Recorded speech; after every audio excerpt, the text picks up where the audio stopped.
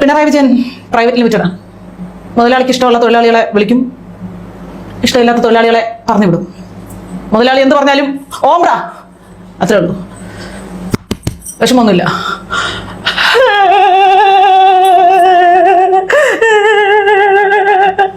അപ്പൊ ഇനി ടീച്ചർ പാർട്ടിയുടെ ആരാധമ്ര, അതും കൂടെ പറ. ഇനിയിപ്പോ പിണറായി വിജയനും റിയാസും വീണ വിജയനും കമലാ വിജയനും ചേർന്നൊരു പാർട്ടിയാകും ഇത്.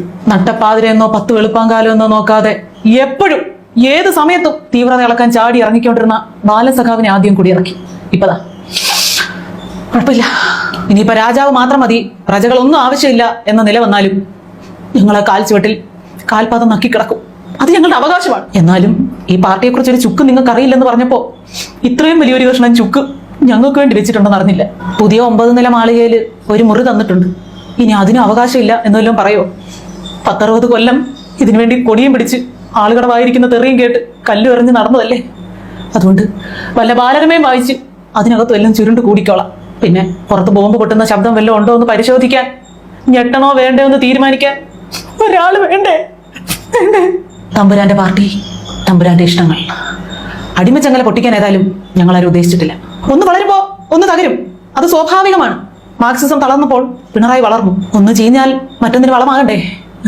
ശരിയാ, ടീച്ചറമ്മ ഈയിടെയായിട്ട് സ്തുതി പാടുന്നതിൽ അല്പം പിന്നോട്ട് പോയി. പ്രായം ഒന്ന് പരിഗണിക്കണ്ടേ? ആയ കാലത്ത് നല്ലതുപോലെ പാടി കേൾപ്പിച്ചിട്ടില്ലേ? ഇപ്പോ വീണ ജോർജിനെയൊക്കെ മതി. കപ്പിത്താന്റെ കവിതയൊന്നും എഴുതാൻ നമ്മളെ കൊണ്ട് പറ്റിയില്ലെങ്കിലും ഒന്നും മറക്കരുതേട്ടാ. ആ പാവം ബേബി സഖാവിനെ ഒന്നും വിലക്കിയേക്കരുതേ തമ്പുരാനെ.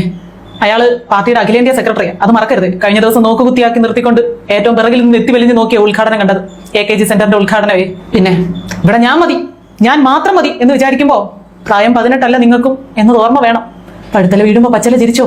രാജ്യത്തെ ഏക കമ്മ്യൂണിസ്റ്റ് മുഖ്യമന്ത്രി എന്നുള്ള അധികാരം, ആ ഒരു അവകാശം, ആ ഒരു അഹങ്കാരം ഒക്കെ അല്ലേ കാണിക്കുന്നത്?